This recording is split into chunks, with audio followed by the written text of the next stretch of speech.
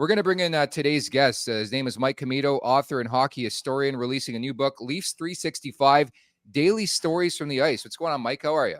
Hey, guys. How you doing? Thanks for having me. Anytime. Fantastic. I mean, take us through the process. So obviously it's an exciting time of year, obviously releasing this book. Yeah, so this is my, I guess, my book hat trick. So this is the third book in the Hockey 365 series. I did two previously, kind of starting back in 2018, did the second one in the middle of the pandemic, which I learned is not a great time to release a book, at least for promoting it and doing book parties and launches and things like that. But nevertheless, still have a lot of fun doing hockey history. And I figured that when it was time to look at doing a third book, thought about taking the concept we'd already applied to those previous books and then adapting it for the Maple Leafs, which was my favorite team growing up, still the team that I root for now. So I figured if there was any team that I would start with and really try to dive in for 365 days of the year, it would be the Leafs. Right on. Mike, take us through your process. I wouldn't know how to begin starting to write a book. Is it a long process? Do you have someone like overseeing it with you? Do you go back and edit all the time, or do you just wing it out there? And how's that all go? Yeah, so it is a bit of a process, but because, I've been doing the same format pretty much for these three books, like I think I've got it kind of down to a bit of a science now, but basically, what we do is when we get into the book, my first order of business is mapping out all of the stories that I'm going to write. So I know that I've got to come up with 366 stories because I always include one for leap years. And so I basically put together a spreadsheet, go through all of the databases I have and start to like plug in, like, this is what I'm going to put for January 15th. This is what we need for October 26th.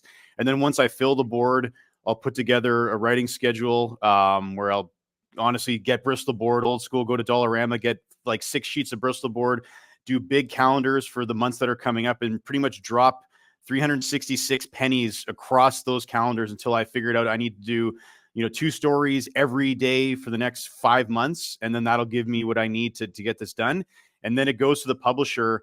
Somebody proofreads it, fact checks it, and then it comes back to me. We've got some revisions, do some more work, maybe swap out a couple stories. And then we get into the proofing stage where we kind of start to finalize it. Then it goes to layout. And then once it's laid out, it's pretty much, I'm done with it. It goes to printing. And then once it's printed, that's it. There's no going back, but it's an exciting time for sure. I'm very interested in the thought process, the story process for you, because as you've known since 1967, there have been some dark times for this organization. So what was your mentality? Like, do you start off with some good stories, get the blood flowing before you really go into the anguish, or what? No, I think the anguish starts off, pretty early into that first chapter. I mean, I think January 1st, I did the Winter Classic at the Big House. I thought that was fitting, obviously at that time of year.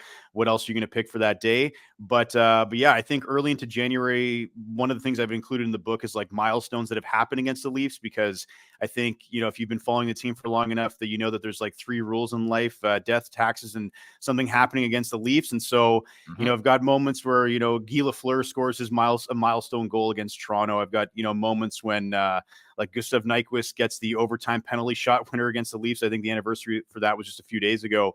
But yeah, I mean, I think as fans of the team, that there's good, bad, and the ugly, and there's no way to get around that. What I've tried to do is obviously, as a fan of the team, try to highlight, I think, some of the more uplifting and, celebratory moments. But by the same token, a lot of those bad moments are just as important to franchise history. And so those need to be included.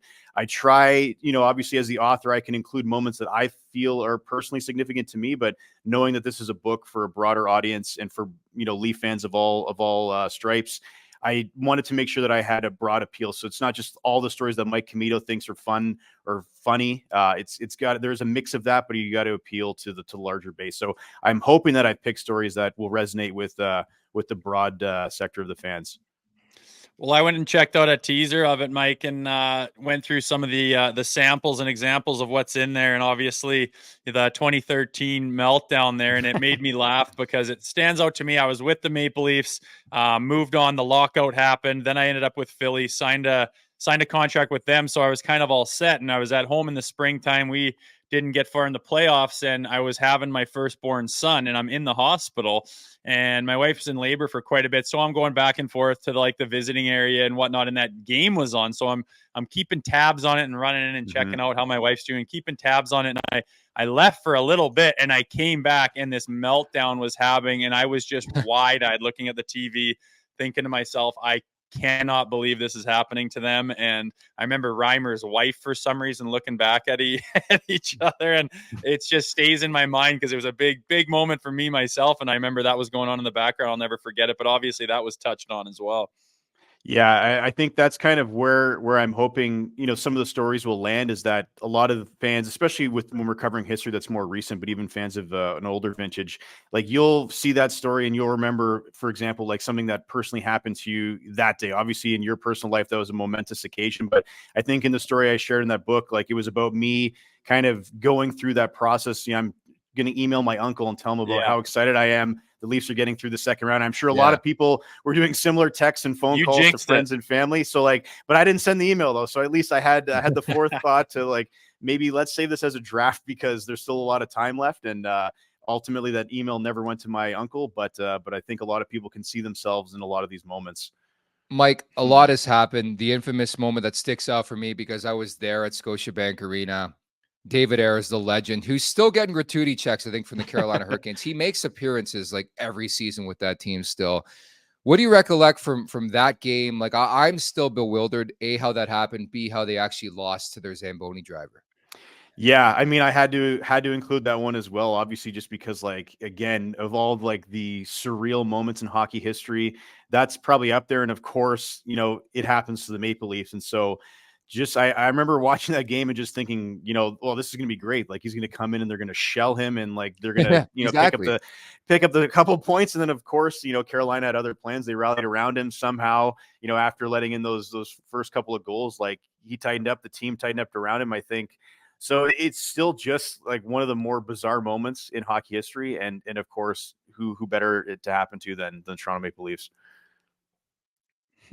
Mike, I was curious, is there any Harold Ballard stories in this book? I've gone down his rabbit hole a little bit, and that guy's just legendary for unbelievably odd stories and wild antics. You got some of that in there?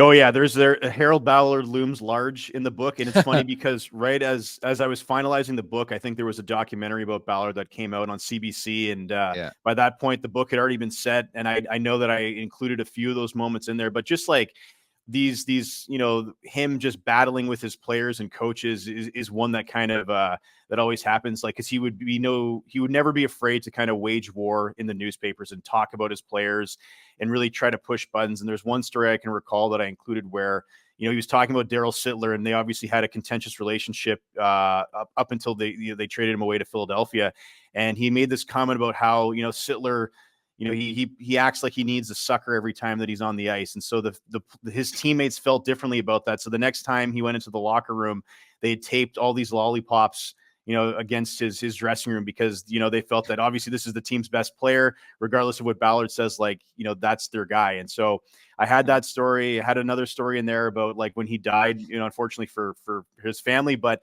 it's an interesting story because, at the time they wanted to be really secretive where he was being buried because they didn't want the media circus surrounding that. And so they actually told the media, the ceremony and the burial was happening somewhere else, but it was really at another location. And so the media went to that spot, but he was really buried, at Park Lawn Cemetery, which was actually Jeff Merrick's first day on the job. So I got a little, tidbit from Jeff Merrick on that about starting his first gig working for Park Lawn in the summer and, Harold Ballard burial day.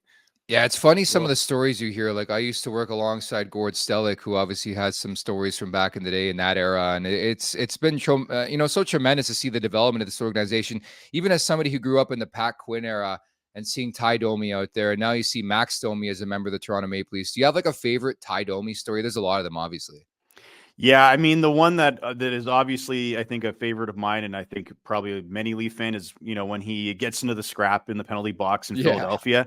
I mean, you can't not include that one. I can't recall if there were any other competing stories that day, but for me, I had covered that, in one of the previous books, and just I had to include that again. So I think that's probably, there's a couple Ty Domi stories, but honestly, him and I think it was Chris Falcone. He was. Made the mistake of going to the Lions Den, is I think what they were talking about on the broadcast, that is just not a confined space you want to fall into, either accidentally or willingly, because I think you could see in that video, if you go back and watch it, that it could have been a lot worse for that guy. Ultimately, they ended up settling it out of court. I think the way that it ended up was that, I recall reading this in Taidomi's book that he had sued him like several times, and his lawyers, wanted to handle it. And Domi said, no, like this is going on far too long. Like, I'm just going to take care of this. And I think what he ended up doing was he flew him and his family out to Toronto to catch a game against the Flyers, put them up at the Royal York, gave them a really nice time. And then that was it. Dropped the lawsuit, and then they squashed it. Mike, excellent stuff. Lastly, where can people find the book? So it's officially out in Canada right now, so you can get it on Chapters or Indigo. You can also get it on Amazon, although if you go on Amazon right now, it's going to show a different release date. That is just a glitch in the system because it's defaulting to the US site, which comes out a little bit later in November, but we're working on fixing that bug. But I would also say that if you love to support, your local independent booksellers, you can go to wherever you like to get books. If they don't have Leafs 365 there, you can ask them to bring it in and they'll order it for you. Otherwise, the publisher as well, Dundon Press, you can get it directly from them.